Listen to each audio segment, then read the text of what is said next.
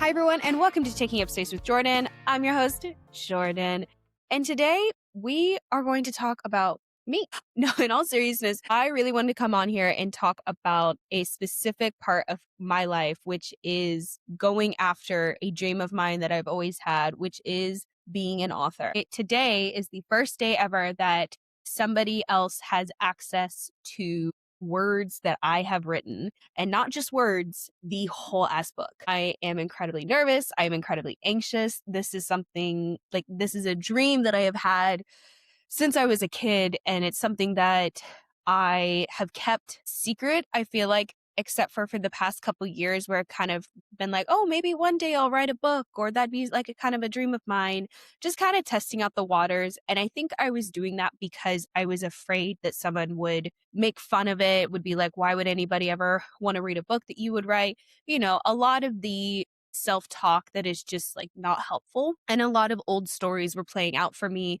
that I didn't really want to hold on to anymore. And so today I want to talk about what it is to go after your dream, how I'm navigating it, what I'm doing, and just kind of the overall just vibe and feelings that I have been having and experiencing over the past few weeks as I've gotten closer and closer to this deadline that I have set for myself. So if you are interested in listening more to a girl talk about how she's slowly but surely going after her dreams, well, keep on listening and hopefully you get some inspiration from it and can go after your own dreams. So if you've listened to the podcast before, then you know that I am divorced. I am in my 30s and I live in the city of Seattle, which is unfortunately a very passive dating scene, especially for, well, actually I can only talk about is the heteronormative couples. So I can only talk about straight men. And that's the end of talking about straight men.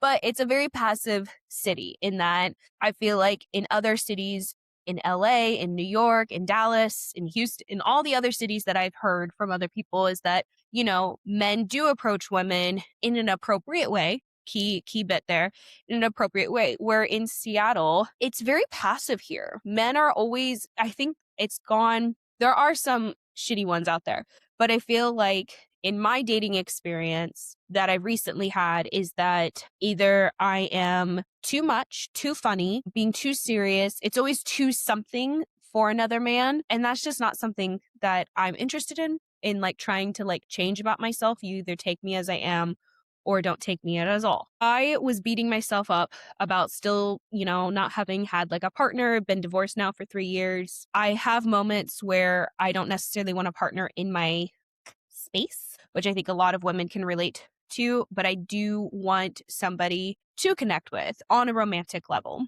I've said that, I've declared it already. That's not a big secret. But while I was kind of coming to this decision that I was going to start dating, I think we can talk about that, is I was realizing that I was still having a lot of lingering anger and hatred and disappointment and sadness, and even a little bit of envy towards my ex. And the main reason I specifically say envy is he was able to move on. And because he was the one that like did the crime. And so it's easier if you've committed the crime to move on from it because you don't care. Whereas somebody who was a victim of the crime, it's much harder to just get over things. And in this journey that I have been on in my self-reflection and everything is I have realized that I did need to do a lot of work to get to the point that I'm at. And I'll talk about that probably later on at some point.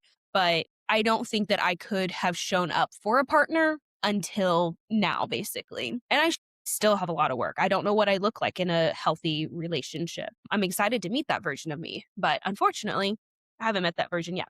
But anyways, I was beating myself up. And long story short, I saw this girl on TikTok or this woman on TikTok, and she was basically talking about how her therapist recommended writing a letter, not sending it, but just writing a letter to her ex and basically getting all of those emotions out of her body. And I decided I'm going to go ahead and do that. I'm going to give that a try. I'm somebody who's a big proponent of journaling, and I thought this was just an extension of that.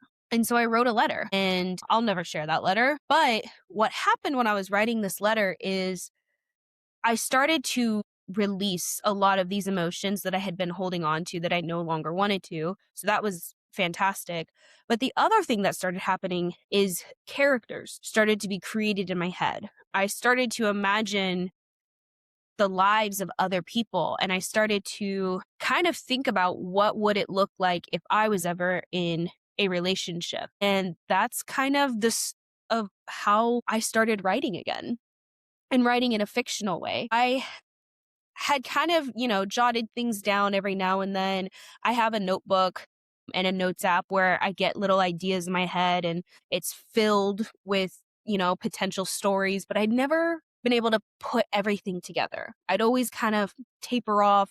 It'd always fall off. The idea, I would just be like, oh, it doesn't make sense. It's not a good idea. And so I started to get almost inspired by the people that have been in my life. And I started to get inspired by the circumstances and what has happened in my life, and not look at it from the lens of this is shitty that this happened to me, but instead be like, what if this happened to somebody else and they were able to move on and they were able to find love? So I wrote two versions of this book. There's the first version where it's very much heavily inspired by my life. And I'll probably never share that version, mainly because there's some insults that are just, they're not meant for the world to see. But then I wrote the second version. And the second version is called All Parts of Me. And that is the version that everyone will have access to very, very soon. And that's the version that I'm very excited to talk about. So All Parts of Me is 110,000% based on parts work therapy. This was the only version of therapy that has ever consistently worked for me. And I really wanted to use parts work as almost a literary device, or a trope, maybe even actually, no, literary device is the better phrasing of that. I wanted it to almost be like, this woman has these characters that are playing within her head and playing within her body, and not in like a schizophrenic way or anything, but basically showing how we respond. And sometimes it's not the version of us that's standing right there in front of you. It's, the one that was left. It was the one that was divorced. It was the one that said that one embarrassing thing in 8th grade on the playground. And now you constantly think about that when you fall asleep at night and you go, I wanted to have those as almost characters within a book, but I wanted to do it in a way that didn't make it seem like parts work is this big scary thing. You can look up what parts work therapy is, but basically the idea of parts work is that we are all made up of individual parts, and they all have their own stories. And there's something about that that really kind of resonates with me and my own story and my own therapy journey. And then I also thought it would be funny to basically have this idea that this therapist is supposed to have her shit together. She's supposed to, like she's built to like help people. She's built this business to help people, get in touch with their emotions, get over their trauma or work through their traumas and all these things. Yet she keeps this guard up around herself because she's been hurt so much. And I don't know why. I just thought that was kind of funny to have a therapist like have their own problems, because I think a lot of us put therapists on a pedestal, and they should be, but they're also just people. And I kind of wanted to tease that out and play with that and show that like therapists crack jokes, and maybe they don't always say like the right thing that they're supposed to say, and that once they clock off and are not in front of a client, that they're just as fucked in the head as the rest of us. And I kind of thought that was a little funny here. So in writing this book, it was, especially the first version, it was incredibly emotional. It was incredibly relieving. I am more, even if this book doesn't become a success the way I, hope and dream for it to be, even if it doesn't, I think the biggest reward is that I was able to overcome a lot of shit that I've been holding on to. And I don't think I would have been able to do that without A, many more years of therapy, but B, I was finally just able to release a lot of emotions and tension and hatred. And those were things that I really was not trying to hold on to anymore. I don't think I realized the impact that it was going to have on me and my nervous system. And just being able to write from another character's point of view, being like, isn't this so fucked up that someone did this to another human being? And just being able to do that, just being able to almost not rationalize the villain's behavior, but be able to navigate the afterwards of that. And I think one thing that I want to be clear about in this book is the X is not the main character. It is not the main villain. The X is hardly in this book for Lila. That's her name, Lila Williams. And I created Lila as originally as an extension of myself. But as I started writing her, she became her own person. She has different fears. She has different hopes. She's in a completely different occupation. She's a therapist and she's gentle and she's soft. She can be the dragon lady. She can be charming and witty. She can be all of these things. And some of these things I am as well. But she's her own person and she has her own story, even if some of it is loosely inspired by my own life. A lot of the women in this book has a lot to do with having community, especially female friendship. When you are a single woman in your 30s, I think a lot of the times you can feel like you're so alone and you're so isolated. But I also have characters in this book where there's a mom that's really struggling who wants to be the perfect mom and be the perfect wife. And she's not asking for help, but her friends see that she's struggling and they reach out to her. They continue to reach out to her.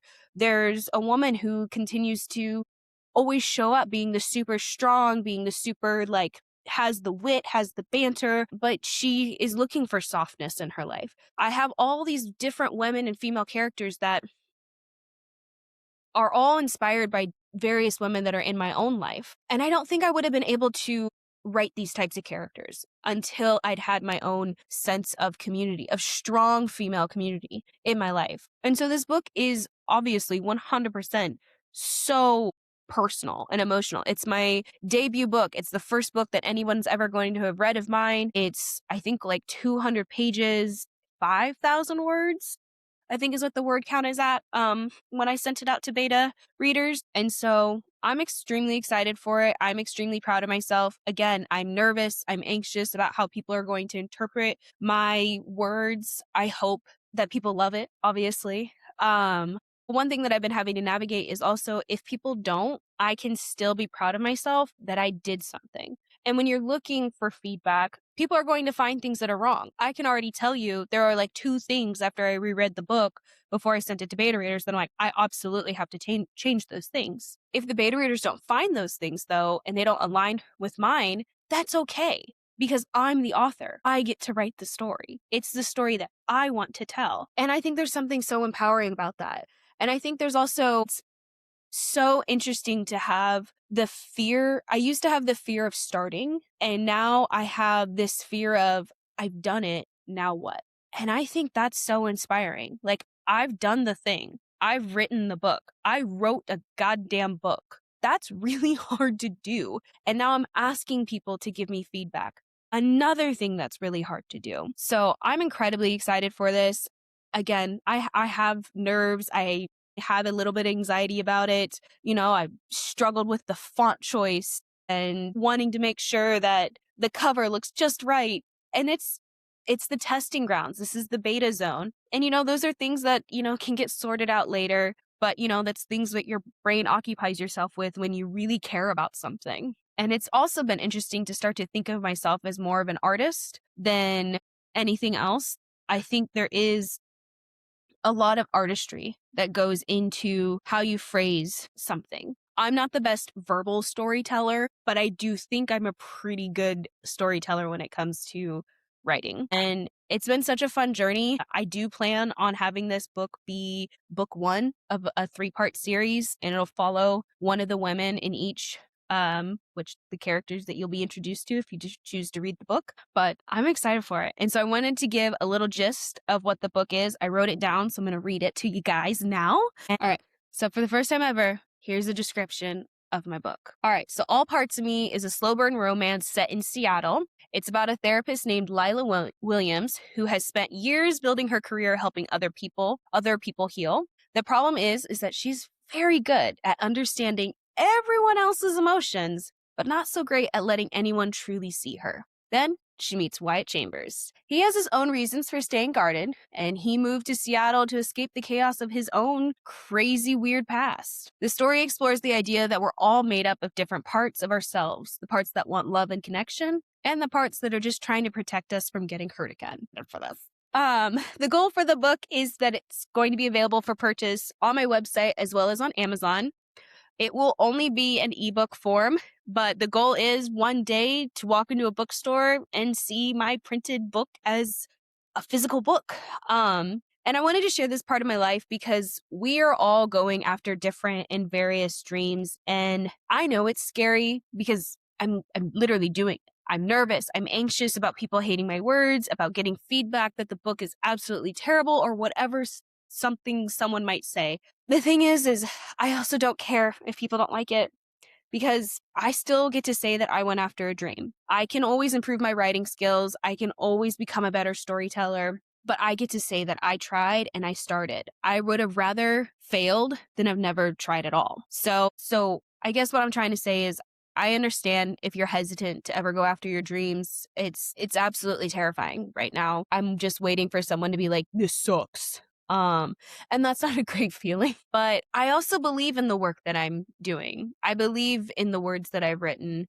And I do think the story is there. I do think the meat and potatoes are there. I just need to add, maybe a little bit more seasoning to make it better. Not make it spicy, because I will say there is a couple of scenes in this book that are a little spicy. I won't give it a 5 out of 5 on the spice level, but it's probably, I'd say a 3, which I think is pretty good for my first book. But also just getting to say that, my first book, that's pretty cool. Going after our dreams is so incredibly personal and is so incredibly emotional. But I think if we continue to hide the creative parts of ourselves, if we continue to hide the parts of ourselves that we're so afraid that we protect and put in a little bubble, what ends up happening is we end up suffocating those parts unless we give them the chance to come out, to shine, to fail, to try. And if we don't do that, I think we end up living lives that aren't filled with happiness, aren't filled with joy. Because I've had so much happiness over these past few months because of working on this. I have lost myself in the story. I have found a sense of purpose and fulfillment that I don't think I realized that I was missing. And honestly, I do truly believe that this is what I am meant to do with my life. I am meant to be a writer. I am meant to be an author. I am meant to share the different stories that are playing in my head. I think I have a lot of life experience and life that has happened to me to be able to tell stories in a way that makes people feel seen and makes people feel not like they're in a fantastical world, but that they're in a real world and they can see themselves in these different characters. And that's so incredibly empowering for myself. And I know that even if people don't like this, even if it's not the book for everybody, I know that at least one person in this world will love what I have to say. So go after your dreams. I mean, even if they don't work out, even if you fail, at least you get to say that you tried. Because even if this doesn't work out for me, I'm okay with that. Because I have worked so hard to create what I have. And at the end of the day, I'm so proud of what I've done. So take this as your sign. If you're listening, if you've made it this far into my rambling of, I don't know how long this is going to be, 20, 23 minutes, go after them. Do it when you're tired. Do it when you're scared. And ask that little voice inside of yourself that's saying, no, we shouldn't do it. Ask it why. What's the harm? What's the problem? I think if we continue to allow ourselves to hide these different versions of ourselves away and not go after the dreams that we really want to, we end up living in a society of people that are filled with hatred, filled with disdain because they didn't try. And now they have so much animosity towards the people that do. So don't be one of those people. If you're listening to this, do not be one of those people that's spiteful and hateful because you woke up one day and realized that you've never gone after your dreams. Because that's not fair to everybody else that's going after and trying. So just try. Whether that's you want to be an artist, you want to learn to paint, sign up at an artist studio or watch YouTube. You want to learn to play the piano, find a piano instructor. You want to write a book, write a page. Just that.